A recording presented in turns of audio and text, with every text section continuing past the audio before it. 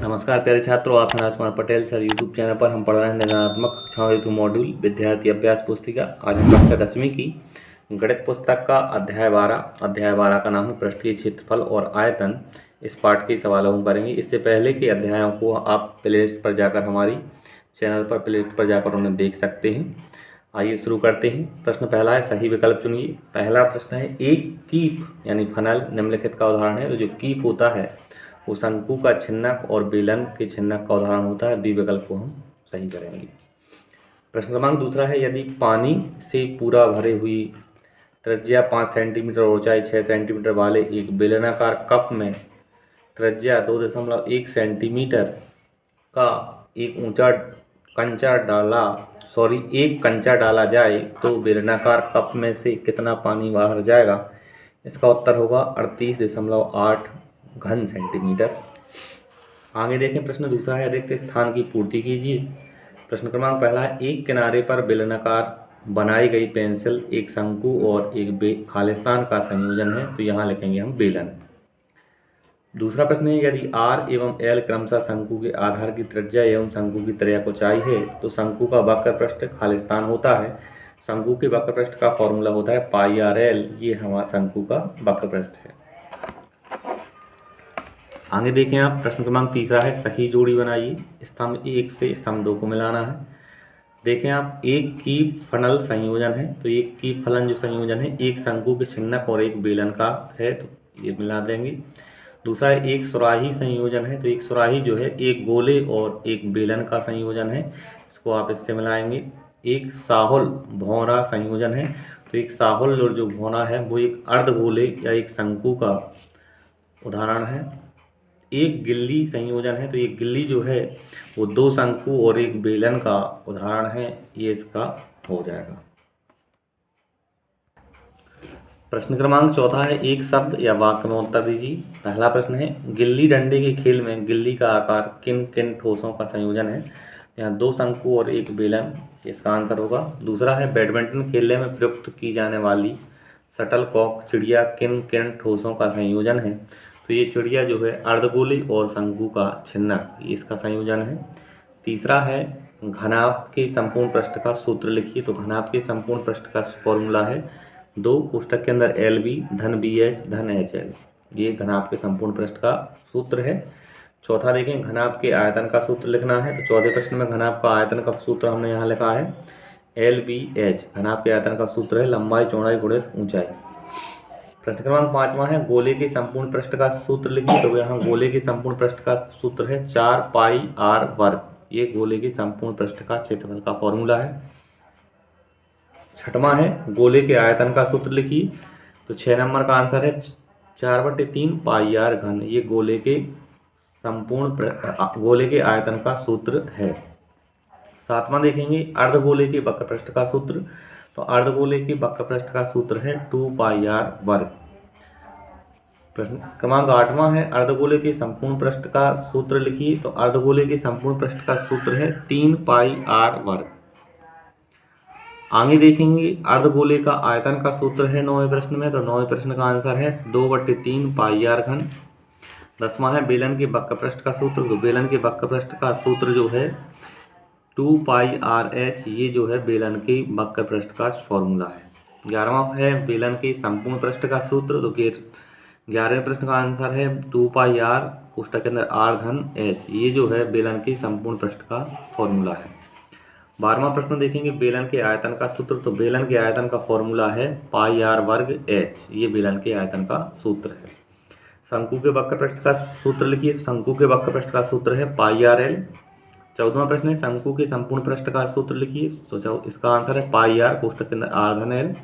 और 15वां है, शंकु के आयतन का सूत्र। शंकु के आयतन का सूत्र होता है 1/3 पाई r वर्ग h।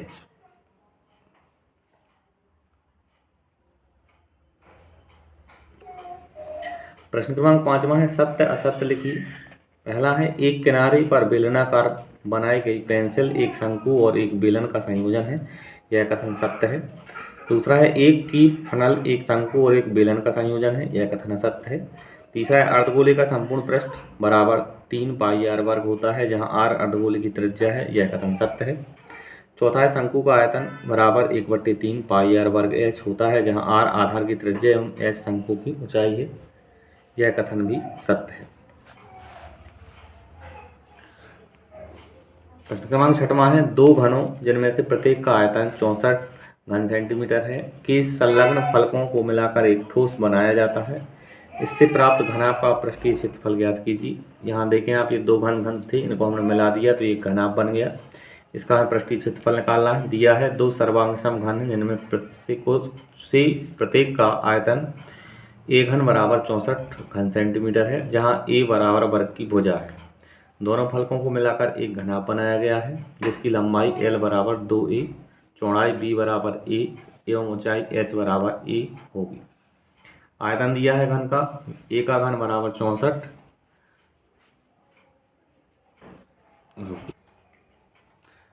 यहाँ ए घन बराबर है 64 तो ए बराबर आ जाएगा 4। यहाँ घन इस साइड जाके घनमूल बन जाएगा तो 64 का घनमूल हो जाएगा 4। ए का मान आ गया 4। एल बराबर 2 ही तो लंबाई हो जाएगी 2 गुणे 4 यानी 8 सेंटीमीटर। बी बराबर हो जाएगा 4 यानी चौड़ाई भी 4 और ऊंचाई भी 4 सेंटीमीटर। अब हम घनाभ का पृष्ठीय क्षेत्रफल का फॉर्मूला लिखेंगे। इसका फॉर्मूला होता है 2 कोष्ठक के अंदर एल बी धन बी एच धन एच एल। 2 यहाँ बराबर लंबाई गुणे चौड़ाई तो 8 गुणे 4 धन 4 गुणे 4 धन 4 गुणे 8। गुणा करेंगे 4 8 32, 4 चौको 16, 8 चौको 32। इन सबको जोड़ेंगे 32 16 48 और 32 जोड़ेंगे 80। 80 में 2 का गुणा करेंगे 160 वर्ग सेंटीमीटर। अतः घनाभ का पृष्ठीय क्षेत्रफल होगा 160 वर्ग सेंटीमीटर। आगे देखिए साथियों, 7वां प्रश्न है, कोई बर्तन एक खोखले अर्धगोले के आकार का है जिसके ऊपर एक खोखला बेलन अध्यारोपित है। अर्धगोले का व्यास 14 सेंटीमीटर है और इस बर्तन की कुल ऊंचाई 13 सेंटीमीटर है। इस बर्तन का आंतरिक पृष्ठीय क्षेत्रफल ज्ञात कीजिए। कुछ इस प्रकार से इसका चित्र बनेगा, आप यहाँ देख रहे हैं। ये पूरा बर्तन, इसकी जो ऊंचाई है वो 13 सेंटीमीटर है। ये आर बराबर 60 सेंटीमीटर, क्योंकि व्यास दिया है 14, तो यहाँ से ये भी त्रिज्या आर रहेगी। ये इसकी ऊंचाई एच बराबर 6 सेंटीमीटर। हम यहाँ लिखेंगे एक 14 सेंटीमीटर व्यास वाला एक खोखला अर्धवृत्ताकार पात्र है, उसके ऊपर अध्यारोपित समान व्यास के एक खोखले बेलन के अध्यारोपण के फलस्वरूप बना एक संयुक्त पात्र जिसकी कुल ऊंचाई 13 सेंटीमीटर है। अर्धगोलाकार बर्तन का व्यास d बराबर 14 सेंटीमीटर, तो बेलन की त्रिज्या आएगी, अर्धगोले की त्रिज्या r बराबर होगी 14/2 यानी 7 सेंटीमीटर।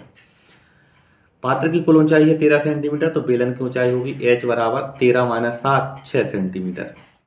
अब चूंकि पात्र के आंतरिक पृष्ठीय क्षेत्रफल बराबर बेलन के वक्र पृष्ठीय क्षेत्रफल धन अर्धगोले का वक्र पृष्ठीय क्षेत्रफल, बर्तन की आंतरिक पृष्ठीय क्षेत्रफल दोनों को जोड़ के लिखेंगे 2 पाई आर एच धन 2 पाई आर वर्ग। हमने यहाँ बेलन के वक्र पृष्ठ का फॉर्मूला और अर्धगोले के वक्र पृष्ठ के फॉर्मूले को जोड़ के लिखा है। मान रखेंगे 2 पाई का मान 22/7, आर का मान 7, एच का मान 6 धन 2 पाई का मान 22/7 गुणे 7 और गुणे 7। 7 से ये 7 कैंसिल हो जाएगा, ये 7 से ये 7 कैंसिल हो जाएगा। अब आप यहाँ देखेंगे 22 का गुणा हम 2 में करेंगे, 22 दूनी 44, 44 में 6 का गुणा करेंगे 264। यहाँ आप देखेंगे 22 दूनी 44, 44 में 7 का गुणा करेंगे 308। इन दोनों को जोड़ देंगे तो 572 वर्ग सेंटीमीटर ये हमारे प्रश्न का आंसर होगा। आगे देखेंगे प्रश्न क्रमांक 8वां है, एक ठोस एक अर्धगोले पर खड़े एक शंकु के आकार का है जिनकी त्रिज्याएं 1 सेंटीमीटर है तथा शंकु की ऊंचाई जिसकी त्रिज्या के बराबर है। इस ठोस का आयतन पाई के पदों में ज्ञात कीजिए। यहाँ लिखा है r बराबर 1 सेंटीमीटर त्रिज्या वाले अर्धगोले पर उसी आधार त्रिज्या का एक शंकु जिसकी ऊंचाई h बराबर r बराबर 1 सेंटीमीटर है। चूंकि संयुक्त ठोस का आयतन बराबर अर्धगोले का आयतन धन शंकु का आयतन, तो यहाँ कुल आयतन होगा 2/3 पाई आर घन धन 1/3 पाई आर वर्ग h। अब यहाँ हम फॉर्मूले में मान रखेंगे 2/3, पाई का मान रखना नहीं है क्योंकि हमें पाई के रूप में ही आंसर ज्ञात करना है। r का घन यानी 1 का घन, यहाँ त्रिज्या दी है 1, 1/3 पाई r का घन यानी r का वर्ग यानी 1 का वर्ग और h भी है 1। हम यहाँ देखेंगे 2/3 पहले ही से था, पाई 1 का घन 1 होगा, 1 का गुणा जब हम इसमें करेंगे तो वही संख्या आएगी। यहाँ भी 1 का वर्ग 1 ही होगा और यहाँ से जब हम गुणा करेंगे तो यही इतनी ही संख्या आएगी। अब आप यहाँ देखें 1/3 जी यहाँ लिखा गया है 1/3 पाई ये वाला हिस्सा और ये, तो 1/3 और 1/3 से ये कैंसिल करेंगे यहाँ लघुत्तम 3 आएगा क्योंकि हर समान है, तो यहाँ 3 लिखेंगे। 2 और 1 3 हो जाएगा, जोड़ देंगे तो 3/3 पाई। 3 से 3 कैंसिल हो जाएगा, बराबर में आएगा पाई। तो इसका आंसर जो आएगा पाई घन सेंटीमीटर, क्योंकि आयतन है तो घन इकाई में आएगा, अतः ठोस का अभिष्ट आयतन पाई घन सेंटीमीटर होगा। 9वां प्रश्न देखेंगे। भुजा 7 सेंटीमीटर वाले एक घना ब्लॉक के ऊपर एक अर्धगोला रखा हुआ है। अर्धगोले का अधिकतम व्यास क्या हो सकता है? इस प्रकार बने ठोस का पृष्ठीय क्षेत्रफल ज्ञात कीजिए। इस प्रकार से आप इस चित्र को बनाएंगे। चूंकि घनाकार ब्लॉक की भुजा दी है ए बराबर 7 सेंटीमीटर दी है, इसके ऊपर एक अर्धगोला रखा है, अतः अर्धगोले का अधिकतम व्यास डी घन की भुजा के बराबर होगा, यानी ए बराबर 7। यानी गोले का जो व्यास होगा अर्धगोले का वो कितना होगा? 7 होगा अधिकतम। अर्धवृत्त की त्रिज्या कितनी होगी? तो यहाँ 7/2 सेंटीमीटर। ठोस का संपूर्ण पृष्ठीय क्षेत्रफल बराबर में होगा घन का संपूर्ण पृष्ठीय क्षेत्रफल धन अर्धगोले का पार्श्व पृष्ठीय क्षेत्रफल, माइनस करेंगे अर्धवृत्त के आधार द्वारा घेरे गए वृत्ताकार मान का क्षेत्रफल। आप यहाँ देखें 6a का वर्ग धन 2πr वर्ग माइनस πr वर्ग। अब हम यहाँ जोड़ेंगे, एक πr को घटा लेंगे इसमें से, तो πr वर्ग बचेगा। ये 2πr वर्ग था और माइनस πr वर्ग कर दिया, तो यहाँ बचा πr वर्ग। अब इसमें मान रखेंगे 6a का मान है 7, यानी 7 का वर्ग धन पाई का मान 22/7 गुणे r/2, त्रिज्या दी है 7/2, इसका वर्ग करेंगे। अब हम इसको हल करेंगे।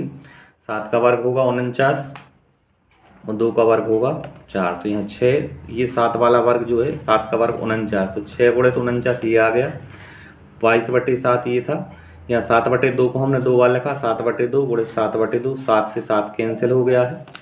आप यहाँ 7 का गुणा 22 में करेंगे और 4 से करेंगे भाग, या 2 से हम इसको भी काट सकते हैं, तो यहाँ 11 आएगा और यहाँ बटे में 2 रहेगा। तो इसको जब हम हल करेंगे तो 49 का 6 में गुणा किया 294 और यहाँ आएगा 38.5। अब इनको जोड़ेंगे तो 332.5 वर्ग सेंटीमीटर, ये हमारा आंसर होगा।